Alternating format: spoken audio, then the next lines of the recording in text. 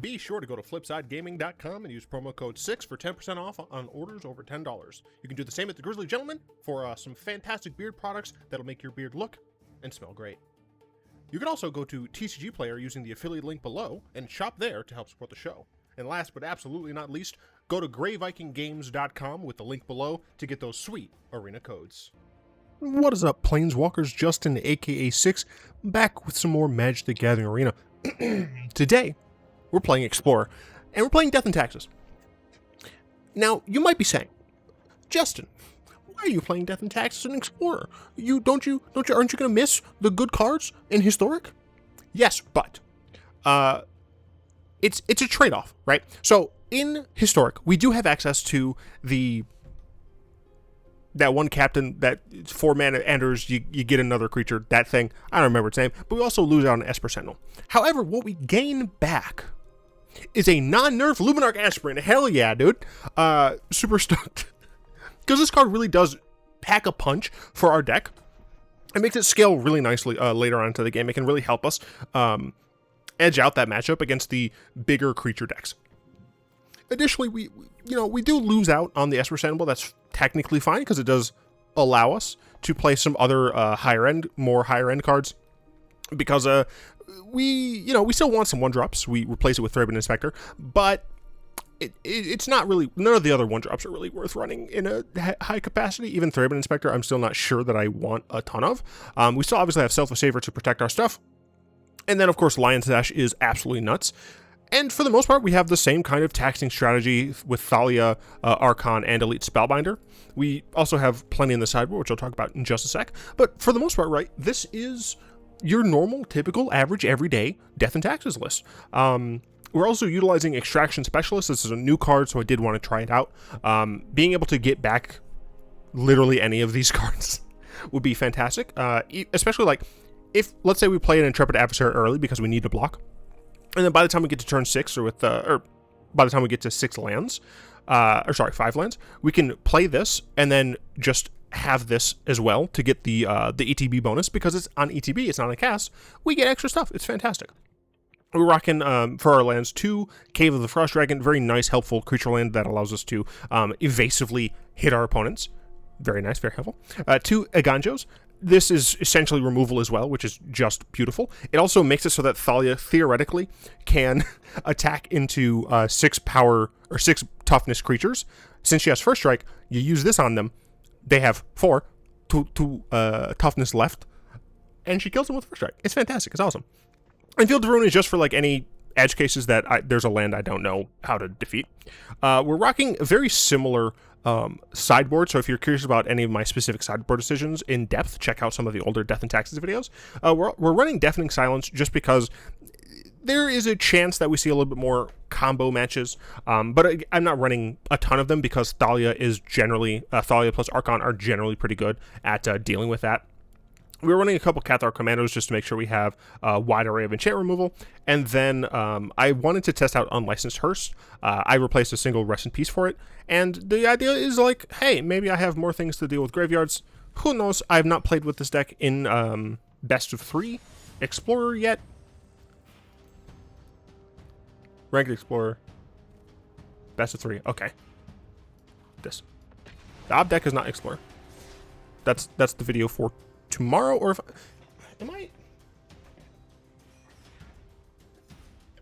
I have to write my videos down. So where's my pen?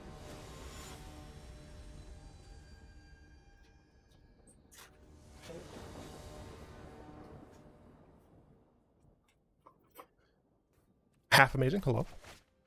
Yeah, I mean we can keep this. Turn 1 Inspector, turn 2 Luminarch. Buff Inspector, Smork. Seems pretty decent.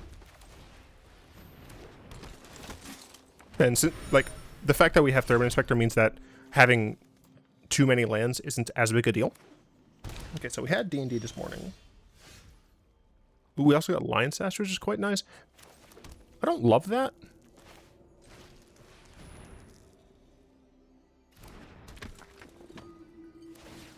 So I'm assuming that this is a Fatal Push.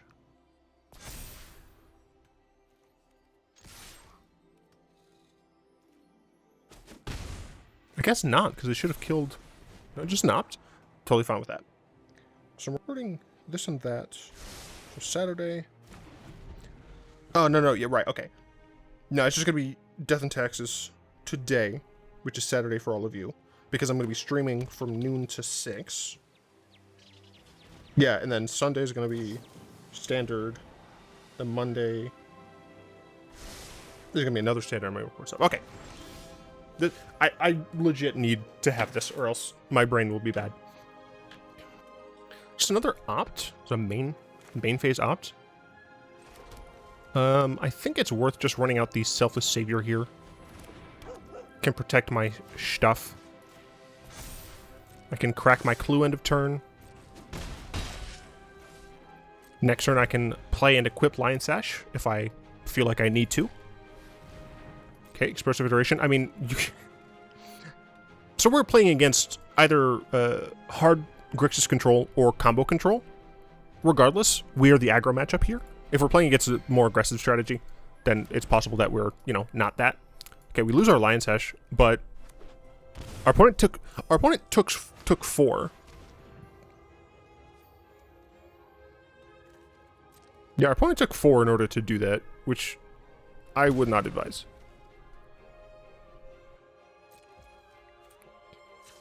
We'll draw, see if we can get anything. I mean, that is pretty good. Yeah. I mean, they were dead on board, but this was better. I actually would have been stupid and played another thing. Okay, so our opponent... A lot of spiels. Let's try a Deafening Silence. Oh, man. It was Grixis. I can't yet tell if it was Control or some sort of Phoenix variant.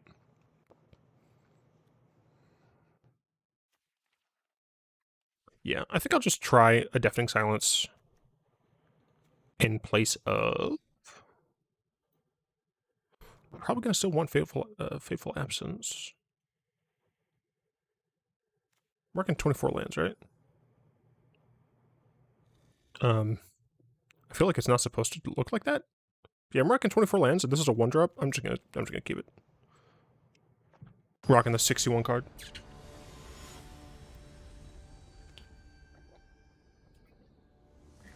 Delicious. Good hand. Got a billion 2-drops. We have a nice protection card on turn 1. Real nice to see. We do probably lead with the Thalia. Just because Thalia can wreck a heavy spell deck much more. Totally fine. Do I attack first with the Savior? Yeah, I think I do.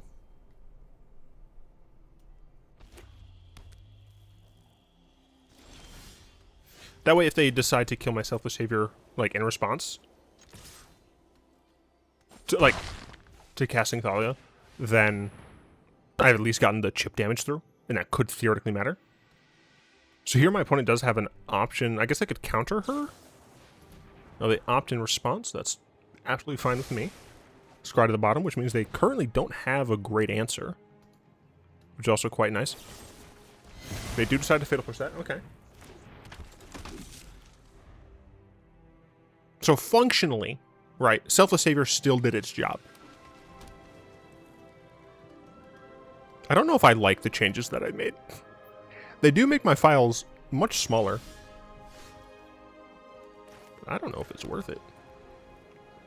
I'm pretty sure the correct decision here is to just Archon after attacking. And then if I do end up drawing a land next turn... Okay, there's a Braid. That's totally fine. If they end up killing my Archon and I draw land, then I can play 2 creatures, a Thalia and a Luminarch. If they don't, I can just play Intrepid Adversary and punch it. That's fine. I assume they hit Thalia here. Especially if they don't have very many more lands. Yeah. But any Thoughtseize just makes our clock better. Ooh, yeah, that is a big oops. But I can't cast 2 spells, so I'll go ahead and punch Intrepid Adversary once. I'll hit for 3. You love to see when your opponent doesn't know all of what Archon does.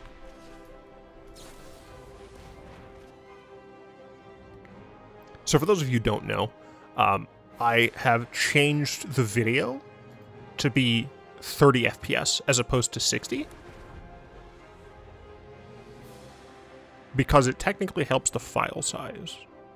And the reason I want it to help the file size is so I can upload videos faster, because I'm going to be playing more, and when I'm uploading videos, recording videos is not the best idea. I am just going to attack here first. Probably Spellbinder second main. Because I really do have to, like, deal with this.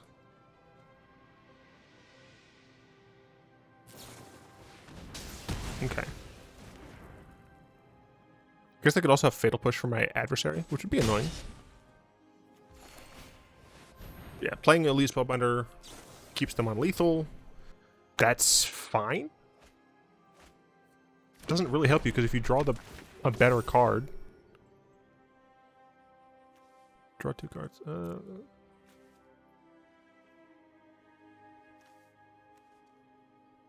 It'd be the first 4. Yeah, I mean, sure. You can have 2 of these. Yeah, maybe. Actually, maybe that was incorrect. Luminarch. Yeah, no, that was actually incorrect. I should have let them keep the Crackling Drake, because them playing Crackling Drake actually loses them the game. Because I could play double Luminarch Aspirant.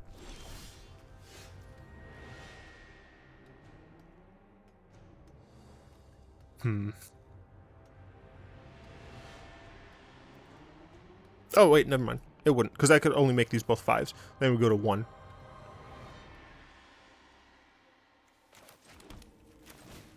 Yeah, I mean, if they end up having a board wipe, it's also not too terrible.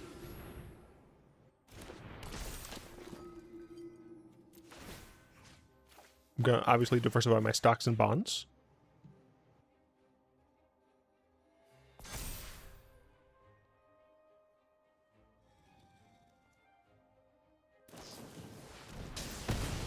Okay.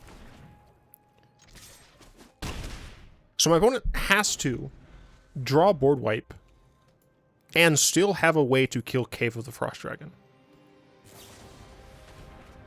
And that's one of the reasons I like Cave of the Frost Dragon over things like Castle Ardenvale at this point. Because Cave, you can attack immediately, essentially. Like, I wouldn't have to wait, you know? I'd have to make my creature, it would have to go through an entire turn order.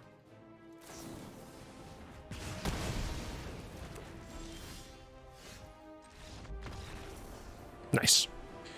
First match with Death and Taxes Explorer Edition, and we're doing alright. Fantabulous. I think the next round. Now, let me know if you noticed that things were in 30 FPS. Don't lie to me. Don't lie to me. I'll know if you're lying to me. Because I asked this question on frickin'... Then again, no one's watching my videos, so no one can comment on them, so... Actually, how did my draft video do? I think I did okay. Relative to my dying channel. Yeah, you know, it's not terrible. Ooh. Never mind. I got dislikes. Like, most of my videos get 100% likes. So seeing it at like 80, I think it was 87%. I know I was just looking at it, but I exited it out, and I don't want to look at it again. I can't keep this hand.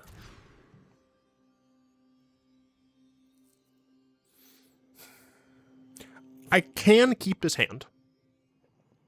I just don't like it. If we were going first, I wouldn't keep this hand. But the fact that we're going second means that we have a higher chance of drawing a land by turn 3. I do think we yeet the Archon.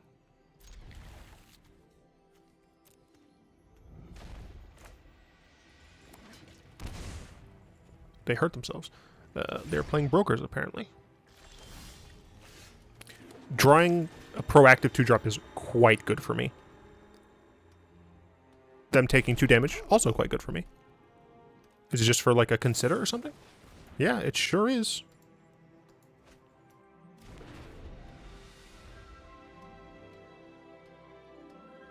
Next up, we Aspirant, and I do think that we buff the Savior.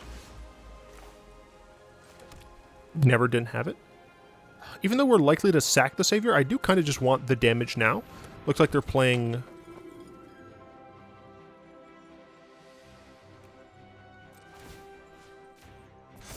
Temur, geez. But I guess we don't have the Temur sleeves. Or the Ketria sleeves.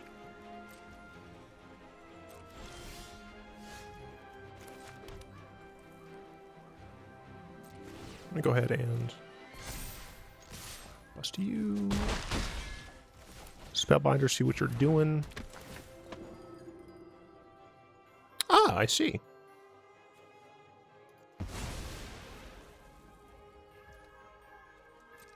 Yeah, I'm going to kill you way before then. But even if I didn't, Archon. I guess maybe I should have actually taken the Unexpected Windfall.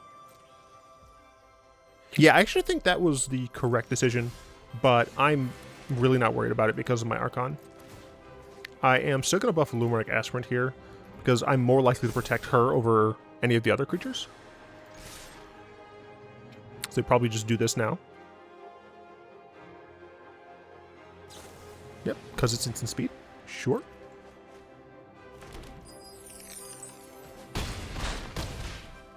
Alright. Yeah, I'm even fine with a board wipe just because I'm able to protect my Aspirant. Now, the majority of their lands... I'm sure they have a couple of basic lands, but yeah, the majority of their lands would come in tapped. Yeah, they just would not be able to do anything. Definitely take the Deafening Silence here. I'll take the Cathar Commandos. I think I take Reidane as well.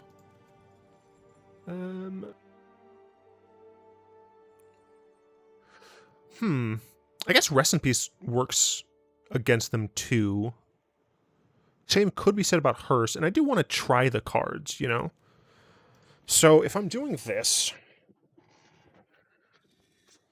I still want to be relatively aggressive. I don't think I'm going to have to... Well, I don't know. I think maybe I cut Skyclave completely. Trim the Wanderer down a little bit. Maybe I just trim the Wanderer completely. And then go down to 23 lands. I actually even think Field of Ruin might be totally fine to keep here. Because yeah, now we're at an average of 2.1 with 23 lands. That should be fine. Deafening Silence so that they can't cast a bunch of things. Cathar Commando to blow the thing up. Also, it's a nice flash threat that just chunks for 3 damage. Rest in Peace stops them from getting things from Bombardment. Unlicensed Hearse, again, stops things, but also we can make it huge. Reidane on her normal side, which is good, just makes it so that our opponent is not going to be able to fully cast those for free because they will have the tax added to them. Because I believe this does say cast, right?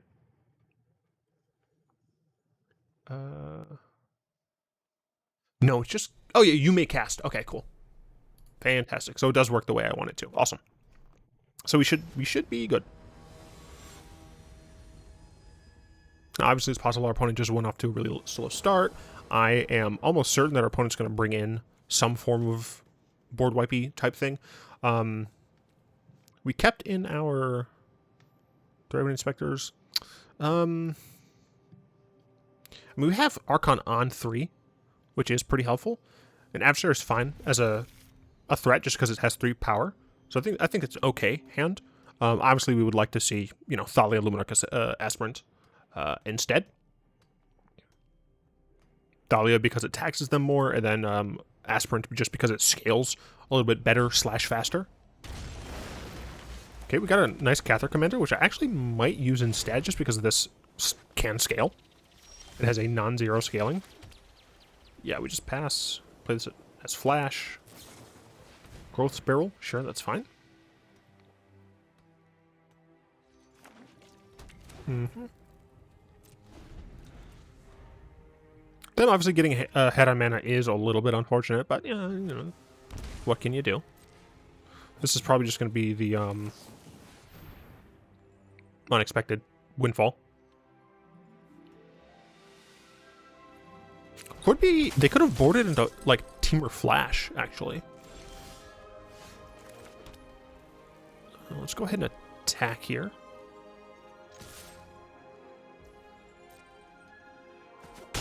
I think we do just play Archon.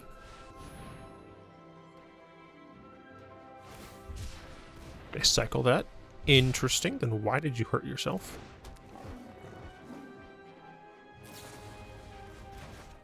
Okay. They scribe that to the top. Do they have their 5th land? They do, and they shock themselves for it.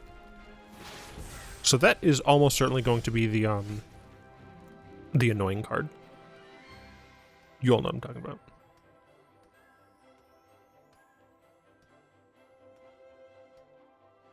So we'll play Selfless Savior first. I guess maybe I should have attacked first. I should have attacked first. Should I have attacked first?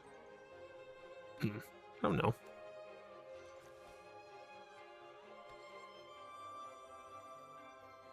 Do I want to also play Aspirants?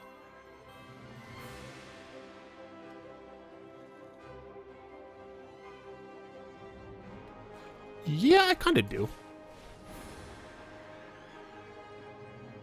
Oh, because we saw it coming. I thought it would be Crush the Weak. I forgot that's legal in this format.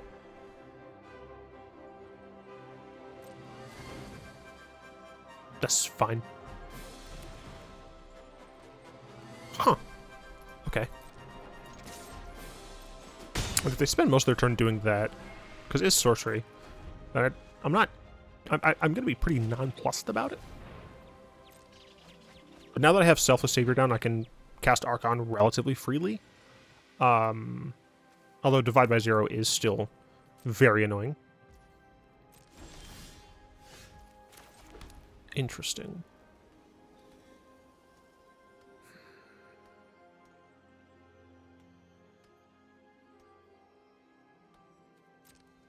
Just going to attack here. Okay, hit him down to 6.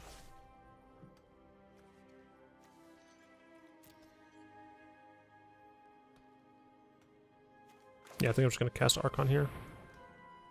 It might once again be divided. Okay, they consider first. That's fine.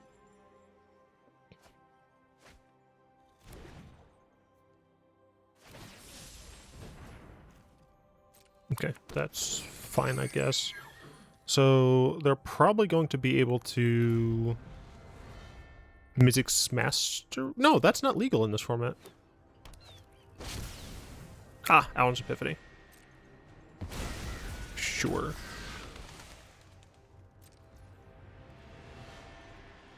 Hey, look, it says end turn, not my turn.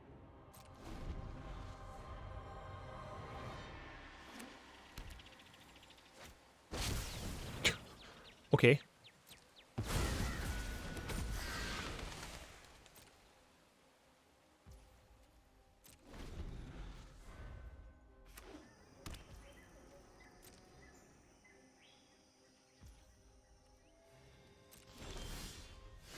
Anyway.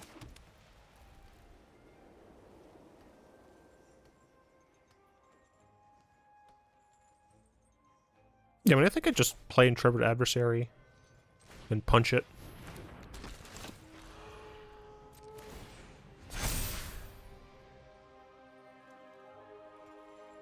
Now, if I attack with all,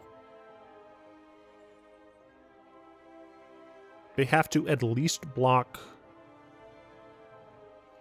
with 1 here. I could get blown out to sacking my Selfless Savior.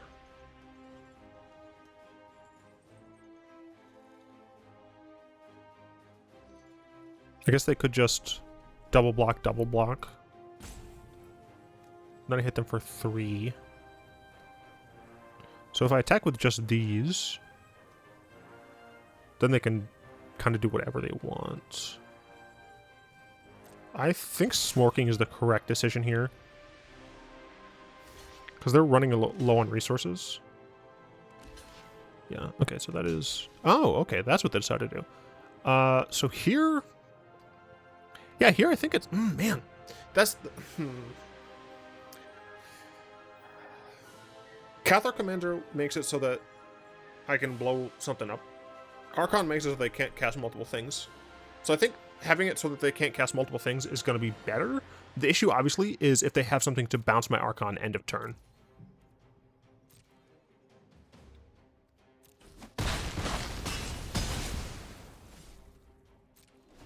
Okay, so yeah, they have to have removal into some more gas. And it has to be non-destruction removal. That's fine, that's the only thing you can cast this turn.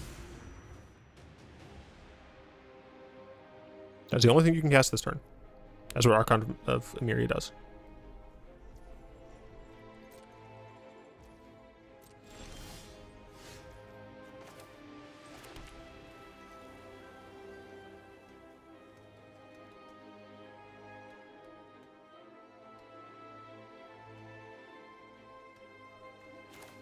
Yeah, I think the correct answer is just Intrepid Adversary. And punch the crap out of it. They can cast something and then get one of these, but they can't cast anything else. This is what they cast for the turn. You exiled a Gross Spiral? Guess what? You can't cast it. I mean, no matter what they exiled there, they could not do anything. Which is the point of Death and Taxes. I will say that this Death and Taxes does feel a little bit more aggressive than my historic version. And I think a lot of that is just due to the fact that we don't have Esper Sentinel. Claim prize. So let's go, well, jump in a pack. Then we're going to have a little bit of a deck talk. A bit of a deck retrospective, now that we've played a couple games with it. A couple matches. So, I wasn't able to play with the Extraction Specialist yet. Thraben Inspector is fine. I think having 2 of these is totally reasonable. I also think that only having 2 Intrepid Adversaries is probably correct. Very happy Luminarch Aspirant's back. It performed exactly how I want. It's very possible that if I end up not liking Extraction Specialist, that I will probably just bump all of these to 4. Because they are just that good. Didn't get to see Wandering Emperor, whatever. Kay the Frost Dragon could have theoretically helped us in a certain situation. We didn't see Deafening Silence, but it performs a similar function to Archon, except it's technically a little bit harder to remove, just because I'm going to be playing essentially only creatures, so my opponent is probably not going to be playing like boarding in enchant removal for game 2. They might do it for game 3, but if they do, I have very few enchantments, right? So it just becomes poor draws for them. Cathar Commando, kind of, I brought it in. The fact that it has flash, the fact that it's 3 power, totally great. Yeah, I didn't get to use this, but I think it would have been still pretty fine, pretty good. And yeah, just to kind of show you what I was talking about, I believe Debt and Transactions is my historic version. Yeah, just to kind of show you what I'm talking about. I'm able to run Esper Sentinel, Captain Eberhart, which is another kind of taxing card, as well as Inquisitor Captain, which can just get me things and stuff. I guess Ranger Captain of Eos is also a pretty nice taxing card, because you can sack it to make it so your opponent just like can't do the things that they want to do. I think this baseline is 23. Yeah, we have like better removal potential. I still haven't played enough with it to know, but yeah, I mean, this is in the sideboard, but it probably doesn't need to be there anymore. Just with the added stuff from Nuka Penna. So yeah, I'm super happy with the deck and Explorer for right now. Obviously, meta doesn't exist, right? The format is pretty new. A new set just dropped, so once we kind of see it stabilize, we can see kind of how the Death and Taxes deck does going forward in Explorer. But I'm super stoked to play it there. I'm still going to be playing Historic Death and Taxes from time to time. But, you know, I do love me some Explorer. And I hope that all of you do as well. I'd like to thank my patrons for the continued support. If you'd like to join them in financially supporting the channel, you can, you know, find links for the Patreon in the description below. You can also become a channel member by pressing that join button near the subscription button. I don't know what it says. I think it just says subscribe or subscribed. And then you could also just sub to me on Twitch. If you have Amazon Prime, you have a free Twitch sub. Even if you don't watch me on Twitch, it's free. If your parents have one, if your friends have one and they're just not using it for Twitch, just be like, hey, can I use your thing for Twitch? It costs you literally nothing, and I get to support my favorite creator. Hey, you know what? Even if you don't support me with it, you should still be taking advantage of this. It's like a really good thing to do for Twitch streamers that you like, or, you know, content creators that you like. Maybe you don't watch them on Twitch, you just watch the VODs or whatever. Very cool thing to do. If you can't or don't want to support financially, you can like, comment, subscribe. That tells YouTube that people want to see my content, and it will send it to more people instead of drowning it in the algorithm. Anyway, I really hope you enjoyed Death and Taxes. I freaking love playing this style of deck. I literally have EDH deck for Death and Taxes. I play this thing everywhere I'm literally able to play it. Yeah. Until next time, all will be one.